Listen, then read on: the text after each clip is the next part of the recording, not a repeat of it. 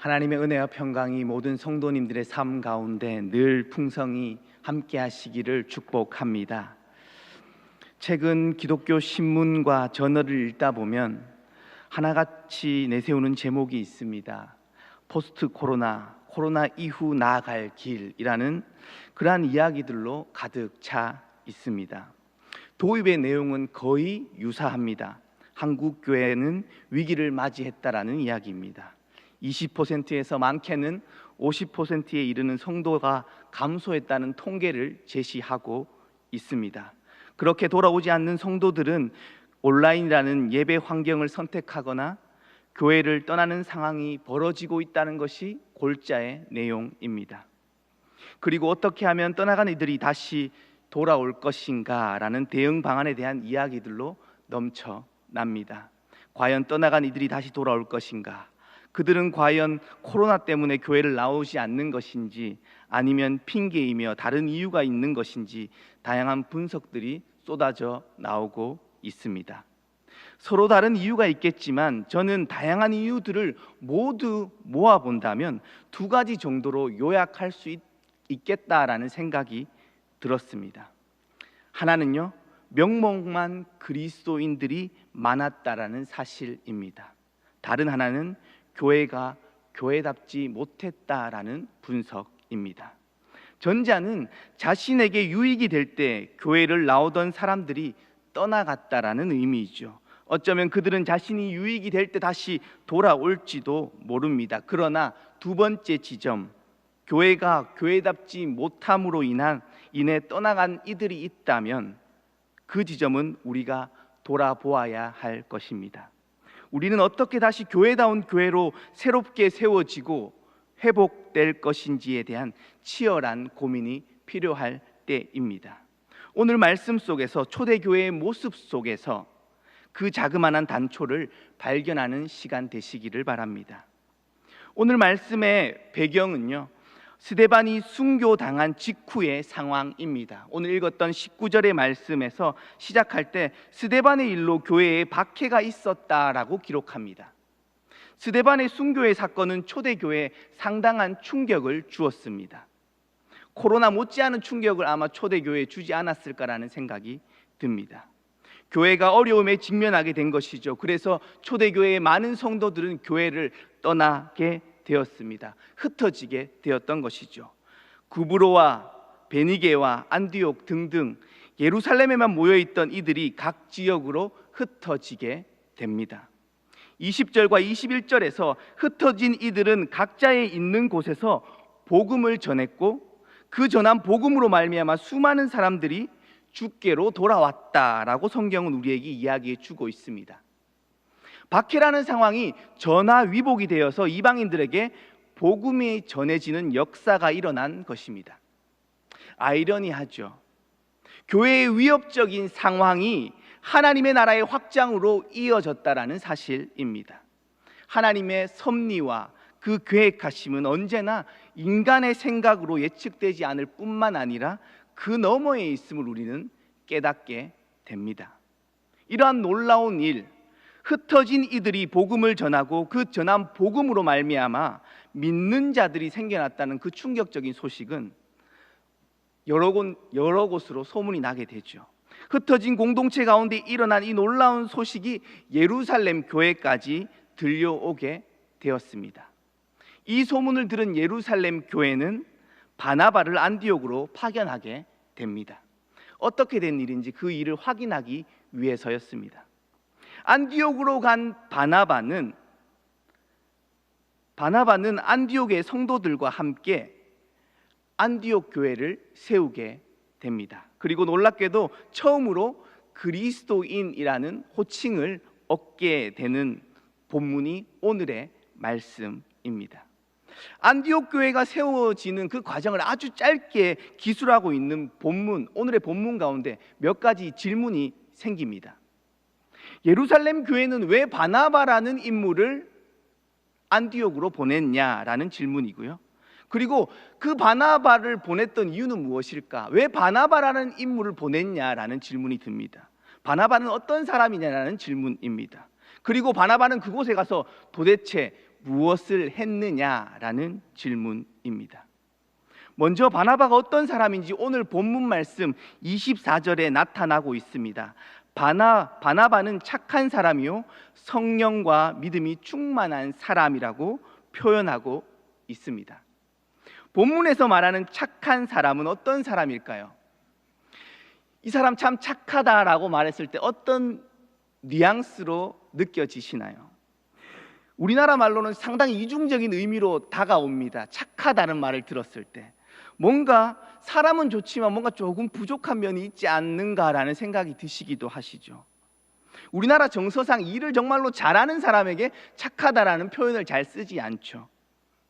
그런데 오늘 본문에서 사용하고 있는 이 착한이라는 헬라어 단어의 원래 의미는요, 놀라다, 경탄하다, 높이 평가하다라는 의미를 가지고 있습니다. 다시 말해서 바나바는 주변과의 관계 속에서, 주변 사람들과의 관계 속에서 상당히 높이 평가되었던 그러한 사람입니다. 사람과의 관계 속에서 성숙한 사람이라고 평가받았던 사람이라는 의미입니다. 바꾸어 말해서 바나바는 사람과의 관계 속에서 인정받은 사람이었습니다. 또한 그는 하나님과의 관계 속에서도 훌륭한 사람이라고 성경은 말해주고 있습니다. 성령과 믿음이 충만한 사람이라는 표현 속에서 우리는 그 사실을 느낄 수 있습니다. 성령이 충만한 사람이라는 말을 다양한 의미로 우리는 해석할 수 있겠지만 저는 하나님의 마음을 알아채는 사람이다라고 생각합니다. 하나님의 뜻을 아는 사람, 하나님의 비전을 보는 사람이죠. 하나님과의 바른 관계 속에 있지 않다면 하나님의 마음을 깨달을 수 없을 것입니다. 바나바는 성령의 충만함 뿐만 아니라 믿음이 충만했는데요, 그 말은 하나님에 대한 전적인 그 신뢰를 가진 사람이었다라는 의미입니다. 하나님의 뜻, 비전을 보지만 우리는 어떤가요? 때때로 씨 뿌리는 비유에 등장하는 가시밭과 같은 마음을 가질 때가 많죠. 하나님의 비전은 보지만 세상의 근심과 염려로 인해서 그 하나님의 비전을 놓쳐버릴 때가 우리는 너무나도 많습니다. 그러나 바나바는 하나님을 전적으로 신뢰한 인물이었다고 성경은 우리에게 말해주고 있습니다. 안디옥으로 처음 파송되었던 그 바나바라는 인물을 전체적으로 총평하자면 어떤 사람이냐면 균형 잡힌 사람이었습니다. 하나님과의 관계 속에서, 사람과의 관계 속에서 균형 있게 성숙했던 사람입니다. 우리는 때때로 이러한 균형을 잃게 될 때가 참으로 많습니다. 하나님의 일을 한다는 명목으로 누군가를 억압하게 되기도 하죠. 때때로는 사람의 눈치를 보며 하나님의 일을 제대로 하지 못할 때가 너무나도 많습니다. 좌로나 우로나 치우치지 않는 균형이 필요합니다. 바나바라는 인물을 묵상하며 하나님께서 여호수아에게 말씀하셨던 그 말씀이 떠올랐습니다. 좌로나 우로나 치우치지 말라고 했던 그 말씀입니다. 바나바는 그러한 인물이 아니었을까라는 생각이 들었습니다. 그러한 마음이 들고 나니 새로운 질문이 생겼습니다. 그렇다면 이 균형 잡힌 그 바나바는 그 안디옥으로 가서 무엇을 했는가라는 물음입니다. 23절에 보면요, 바나바 그가 이르러 하나님의 은혜를 보고 기뻐하여라고 기록합니다. 바나바는 안디옥에 도착했을 때 하나님의 은혜를 보고 기뻐했다라고 기록합니다. 먼저 하나님의 은혜를 보았습니다. 바나바가 안디옥에 도착했을 때 안디옥의 상황은 어땠을까요? 좋았을까요? 그렇지 않았을 거라고 생각됩니다. 당연히 박해로 인해서 갑자기 흩어졌던 이들, 도망치듯 온 곳에서 모여봤자 그 상황이 어땠을까 생각해 본다면 뻔한 상황이었을 것입니다. 거의 피난촌과 같지 않았을까라는 상상도 해보았습니다. 그런데 바나바는 그곳에서 하나님의 은혜를 보았고 기뻐했다라고 표현합니다. 그냥 글로 읽으면 그런갑다 싶은 마음이 들 수도 있겠지만 그 상황을 상상해 본다면 쉬운 일이 아닙니다. 그러나 바나바는 그 피난촌과 같은 그 상황 속에서 하나님의 은혜, 하나님의 역사하심을 보았던 것입니다. 박해를 피해 도망치듯 온 안디옥이지만 그곳에서 하나님의 계획하심과 하나님의 역사하심을 목도하고 있었던 것입니다. 바나바는 하나님의 섭리를 보았습니다. 그것은 하나님의 복음이 전파되는 현장이었습니다. 나아가 바나바는 현재의 상황만을 바라본 것이 아니라 하나님의 관점으로 상황을 바라보고 있었습니다. 그때 현실은 좌절스럽고 절망스러울지라 할지라도 바나바는 기뻐할 수 있었습니다. 그 이유는 하나님의 은혜를 보는 사람이었기 때문이죠. 절망스러운 상황에서 희망을 바라보는 사람의 특징이 있습니다. 그것은 하나님의 비전과 하나님의 마음을 가진 사람이라는 것이죠. 불평과 불만의 자리를 떨치고 일어서는 길은 이미 역사하고 계신 그 하나님을 바르게 인식하는 것에서 출발됩니다. 바나바는 흩어진 이들 사이에서 역사하고 계셨던 그 하나님의 은혜를 보았던 것입니다. 놀라운 하나님의 은혜를 발견한 바나바는요, 주변의 사람을 돌보기 시작합니다. 모여 있었던 그 안디옥의 성도들에게 힘든 상황에도 절망하지 말고 낙담하지 않도록 하나님과 함께 머무르라라고 권면하고 있습니다. 바꾸어 말하면요, 주변 사람들을 격려하고 있었습니다. 하나님의 은혜를 보는 사람은, 하나님의 마음으로 시대를 바라보는 사람은 주변의 사람들을 격려하고 세우는 사람입니다. 바나바는 그 일을 하고 있었던 것이죠. 그런데 다른 누군가를 격려하는 일, 다른 누군가를 세우는 일은 참으로 쉽지 않습니다. 만만한 일이 아니죠. 현재의 자신의 상황에 이렇게 몰입되게 되면 우리는 언제나 시야가 좁아집니다. 자신의 편의와 이익을 위해서 다른 사람을 향해 지적하기가 일쑤죠. 부부의 관계 속에서, 자녀와의 관계 속에서, 직장 동료와의 관계 속에서, 구역원과의 관계 속에서, 순원들과의 관계 속에서 누군가를 지적하는 그 일로는 공동체를 세우지 못함을 기억해야 합니다. 올바른 방향으로의 격려와 칭찬이 오히려 공동체를 세우는 일임을 우리는 기억해야 하는 것이죠. 한때 예전에 유행했던 고래도, 칭찬은 고래도 춤추게 한다는 책이 있죠. 하물며 사람은 오죽하겠습니까? 마틴 부버의 나와 너라는 책이 있습니다. 그는 사람의 관계를 두 가지로 표현하고 있습니다. 너와 나의 관계와 나와 그것의 관계, 이렇게 두 가지 종류로 표현합니다. 전자, 나와 너의 관계는 인격적인 관계를 의미합니다. 후자는요, 나와 그것의 관계는 사람을 이용의 대상이나 사물과 같이 취급한다라는 의미입니다. 우리는 우리의 삶의 순간순간 다른 사람들을 그것으로 여기며 수단화하고 이용의 대상으로 생각하며 살아갈 때가 종종 있습니다. 물질 만능주의의 사회 속에서 모든 것을 돈으로, 물질로 사고하는 시대 속에서 우리는 더욱더 그러한 삶을 살기가 쉽습니다. 이러한 시대 속에서 하나님의 은혜를 볼 수 있으시기를 축복합니다. 하나님의 은혜를 보는 사람은 다른 사람과의 인격적인 관계 속에서 그 사람을 격려하는 사람이며, 나아가서 그 사람의 겉모습만을 바라보는 것이 아니라 그 사람의 잠재력을 보게 됩니다. 25절, 오늘 읽은 25절의 말씀을 보면요, 바나바가 사울을 찾으러 다소에 갔다라고 표현합니다. 바나바는 왜 사울을 찾으러 다소에 갔던 것일까요? 그 당시 사울은 어떤 사람입니까? 스데반을 돌로 쳐서 죽이는 일에 선봉에 섰던 사람입니다. 초대교회 공동체는 사울이 회심해서 복음을 전한다는 이야기를 들었지만 그를 받아들이는 것은 쉽지 않은 상황이었습니다. 사울의 괴롭힘을 당했던 수많은 이들이 교회 공동체 안에 여전히 있었을 것이고, 혹시 사울이 속내를 숨기고 교회 공동체 안으로 들어와서 교회 공동체에 있는 모든 사람들을 잡아가는 그러한 일이 충분히 예상할 수 있었기 때문이죠.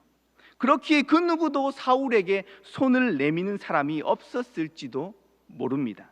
그런데 바나바는 사울의 소식을 듣고 그를 찾아갑니다. 아주 짧은 한 문장으로 기록되어 있지만 바나바가 사울을 찾으러 다소로 가는 그 걸음은 분명히 쉽지 않았을 것입니다. 바나바는 사울을 만나 다 기록할 수 없는 수많은 이야기들을 나누었을 것입니다. 바울이 하나님을 만났던 경험과 그 모든 이야기들 바나바와 사울은 나누었겠죠. 바나바는 그 전까지의 사울의 삶을 본 것이 아니라 하나님의 관점으로 사울을 바라보았습니다. 그를 안디옥으로 데리고 왔고 그와 함께 교회 세우는 일에 동력하게 되었던 것이죠. 하나님의 사역은 인간적인 관점으로 나와 맞는 사람만 함께 일하는 것이 아닙니다. 자신과 전혀 다른 사람이라고 할지라도 그와 함께 일할 수 있는 것은 하나님의 나라를 위한 일이며 하나님의 복음을 위한 일이기 때문입니다. 교회에 대해서 정의하기란 참 쉽지 않습니다. 수많은 학자들은 교회론에 대해서 정리하려고 시도했습니다. 그 모든 시도들은 각각의 의미가 있습니다. 저는 오늘 본문 말씀에 비추어서 교회는 사람을 세우는 곳이다라고 정의하고 싶습니다. 교회는 사람에 의해 세워집니다. 반대로 교회는 하나님의 사람을 세워야 합니다. 교회의 사명은 사람을 세우는 것입니다. 제자를 길러내는 것이죠. 그런데 현실적으로 교회에서 사람을 세우는 일이란 참으로도 쉽지 않습니다. 부서를 맡아서 이끌어 보신 분들은 잘 아실 것입니다. 한 사람 한 사람 세우는 일이 얼마나 힘든지요. 여러 사람들이 함께 있는 곳이기에 사람과의 관계를 고려해야 하고 여러 가지 상황과 환경 등등 고려해야 할 조건들이 너무나도 많습니다. 여러 가지 이유로 섬기는 자리를 내려놓기도 하고 다시 시작하기도 합니다. 우리의 섬김의 이유는 하나님의 사랑과 복음이 될 수 있기를 축복합니다. 그때 하나님께서 합력하여 선을 이루는 공동체로 세워 가실 것입니다. 바나바는 그렇게 사울을 다소까지 찾아가서 데리고 오게 됩니다.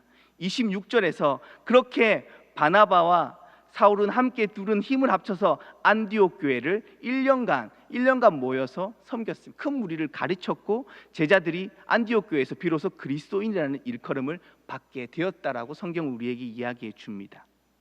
1년이 지나서 안디옥 교회는 비로소 그리스도인이라는 명칭을 얻게 됩니다. 그런데 바나바와 사울이라는 두 사람은 정말로 극명하게 다른 사람임을 우리는 너무나도 잘 압니다.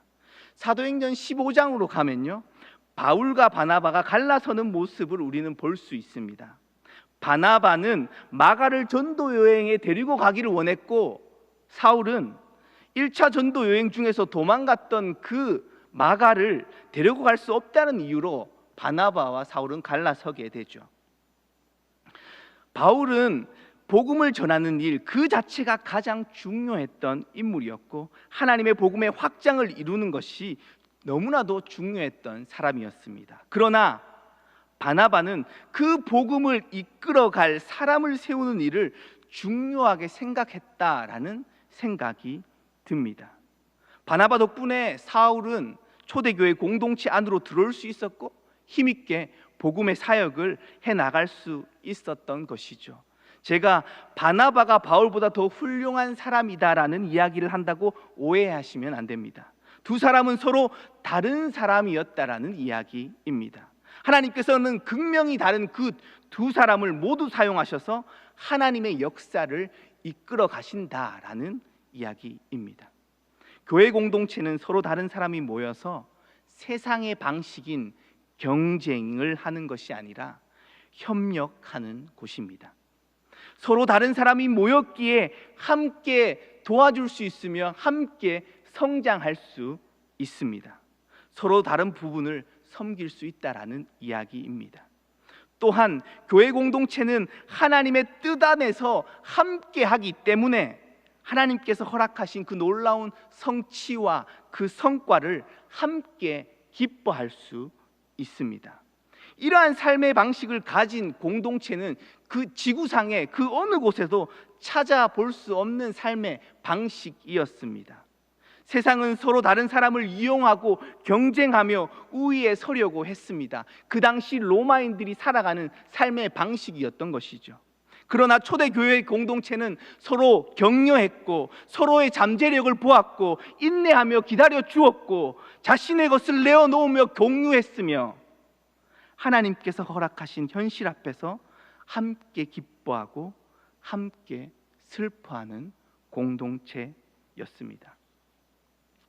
그 당시 문화 속에서 살아가는 사람들은 그렇게 살아가는 그들을 도저히 이해할 수가 없었고 납득이 되지 않았습니다.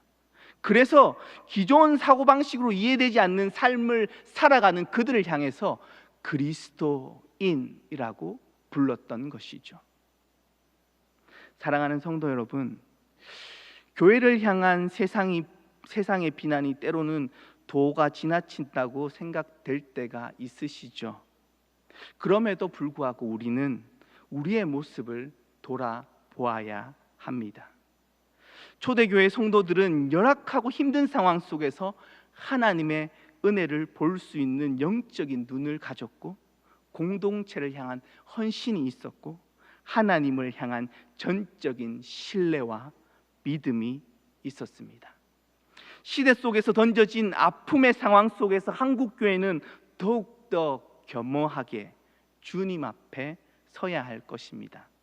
대구제일교회는 대구에서의 어머니 교회로서 정말로 바나바와 같이 주변의 연약한 교회들을 돌보며 사람을 세우는 일에 힘써야 할 것입니다. 그때 하나님께서 그 세워진 이들을 통해서 새로운 희망의 역사를 우리 가운데 보여주시리라 믿습니다. 마지막으로 이러한 질문을 드리고 싶습니다. 안디옥 교회를 함께 세웠던 그 사람들은 뭔가 특별하고 잘난 사람들이었을까요? 그렇지 않았습니다.